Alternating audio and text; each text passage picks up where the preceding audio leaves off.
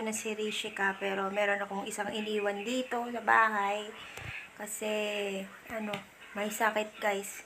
Pag uwi niya kahapon galing ng school, medyo napansin ko na matamlay yung mata niya. Pero, nung pagtanggal ko ng uniform niya, akala ko baka dahil makapal lang yung coat, ayan, tsaka yung sweater.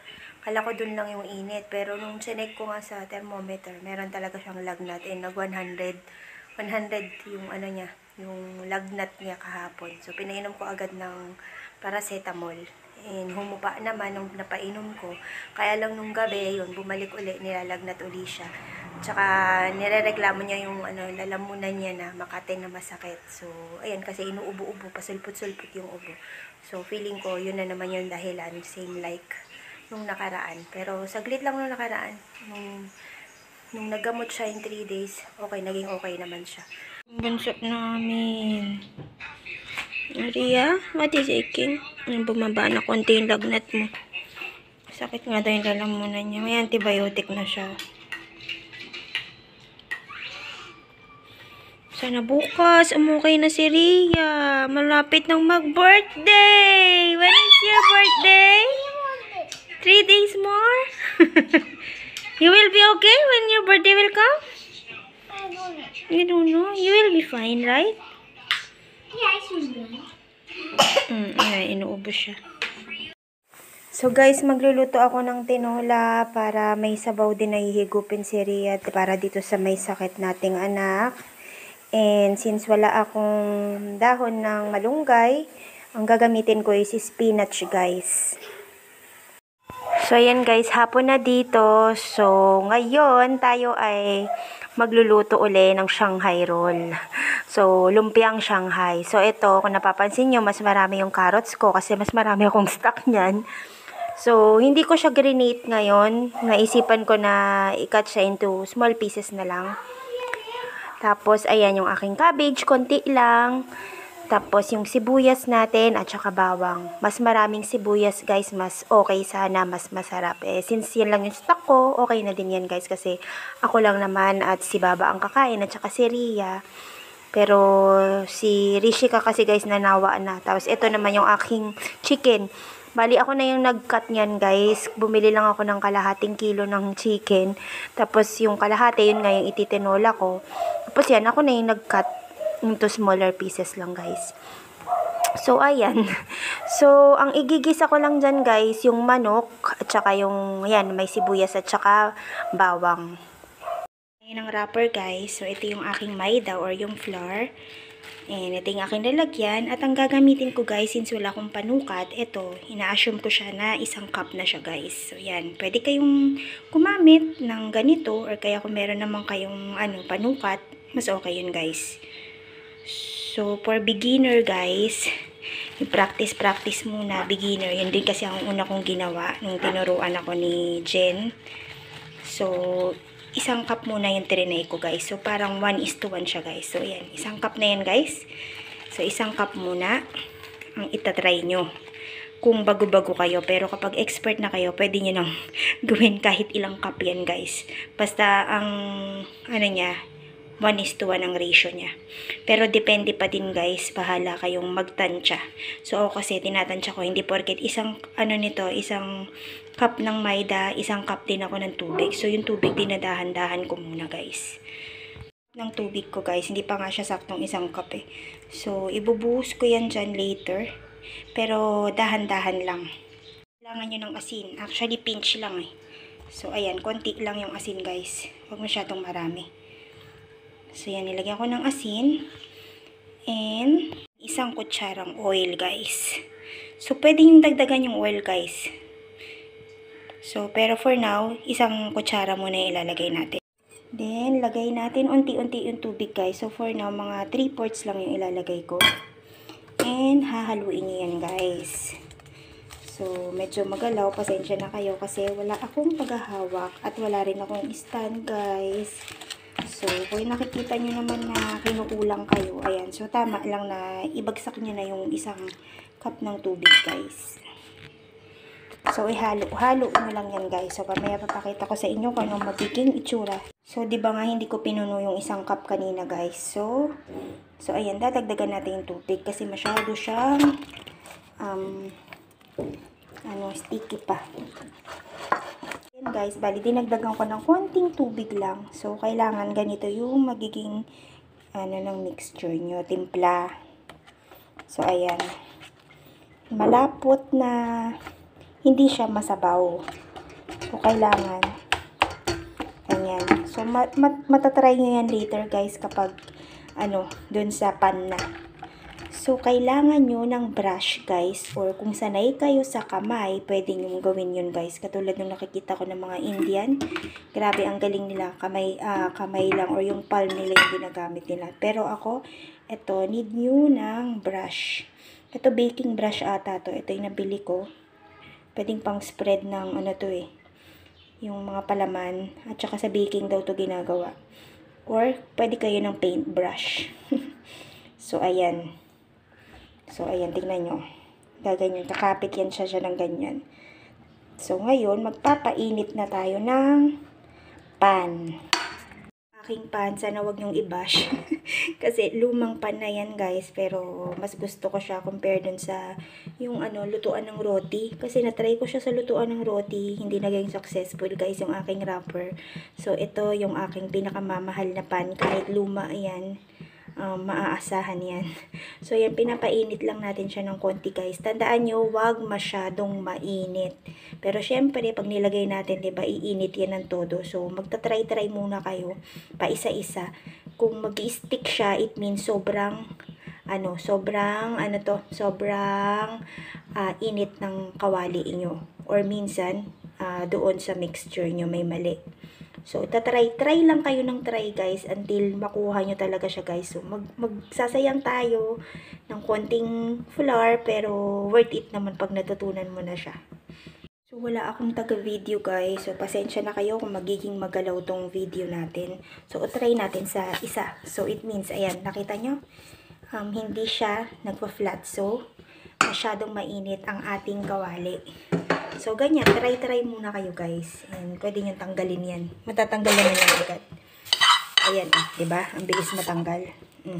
So, ang gagawin ko, tatanggalin ko muna yung pan dito sa stove para medyo mag-cool down siya ng konti.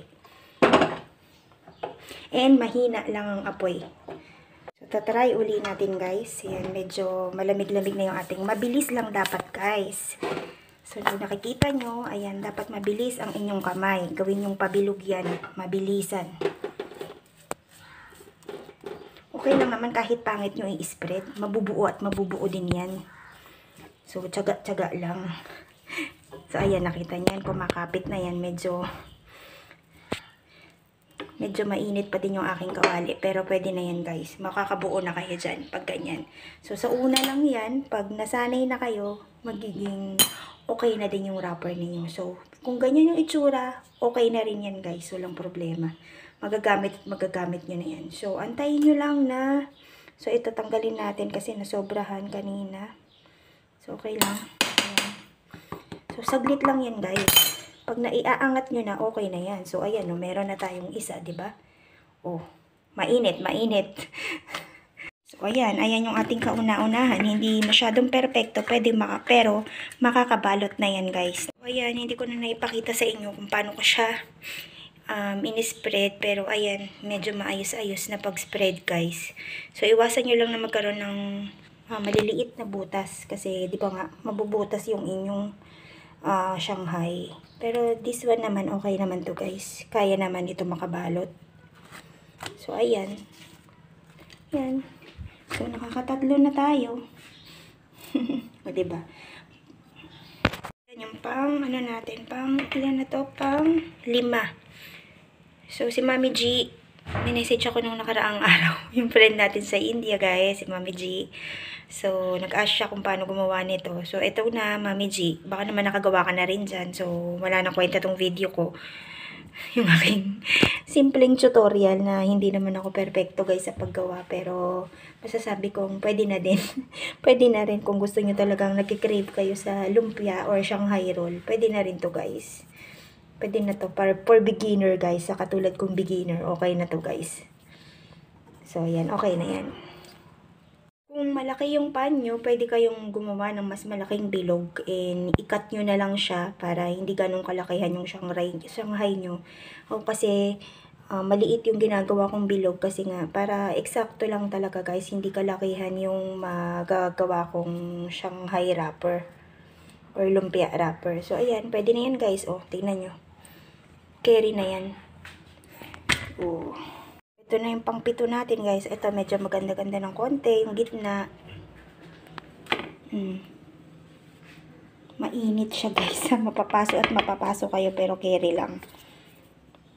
Na guys yung nagawa nating mga wrapper sa sukat na isang cup. Ayan, 1:1. Isang cup ng flour. Isang cup ng tubig. 1 tablespoon ng oil at saka pinch ng asin. So, yan. Yun lang ang timpla, guys. So, kung bago-baguhan kayo, try nyo muna yung isang cup, guys. And guys, igisa na natin yung ilalagay natin syempre sa loob ng ating wrapper, yung ating fillings. So, ang igigisa ko lang muna is yung minced chicken na may sibuyas at saka bawang. So, ayan. Pinag-isa ko na guys. Mabilisan. Maluluto din naman. So, kung kayo sanay na mauna yung bawang, then go. Kung sanay naman kayo mauna yung onion, go lang din. So, hindi ko na igigisa yung, yung carrots at saka yung cabbage. So, doon na lang sa mixture ko na siya ilalagay. Na lang guys, yun nga, yung umuwi si Rona, nabigyan ako ng konting magic sarap. Ayan. Meron ako paubos na guys.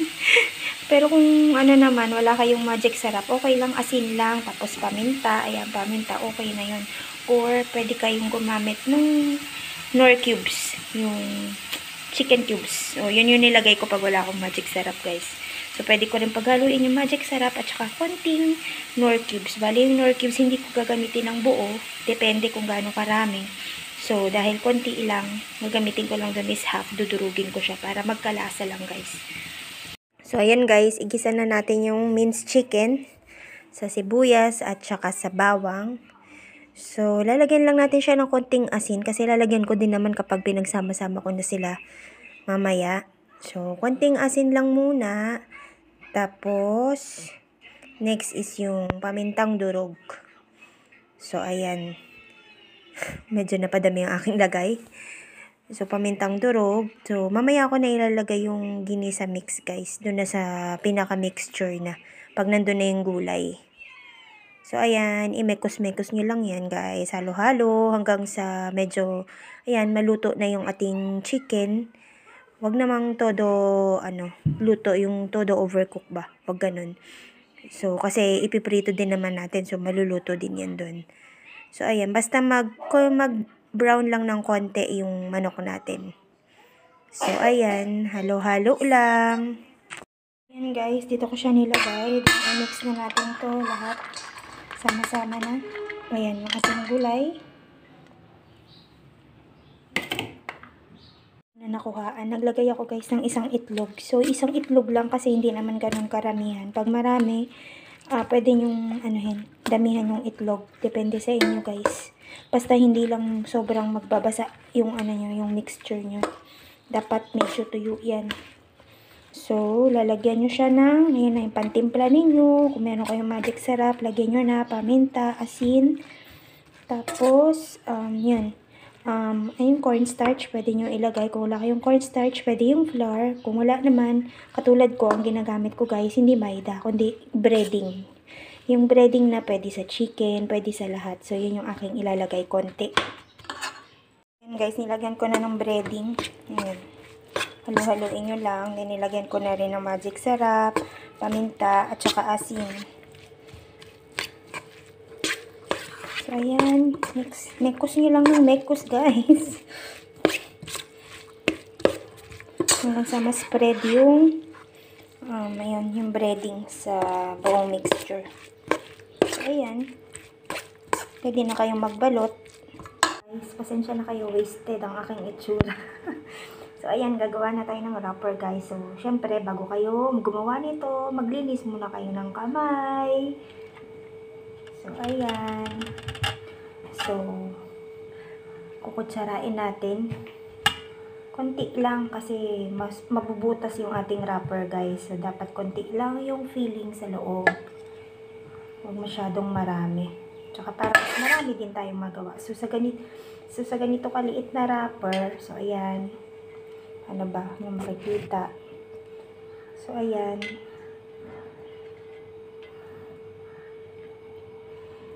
So, ayun. Hinaano ko yung gilid. Tapos, ayan.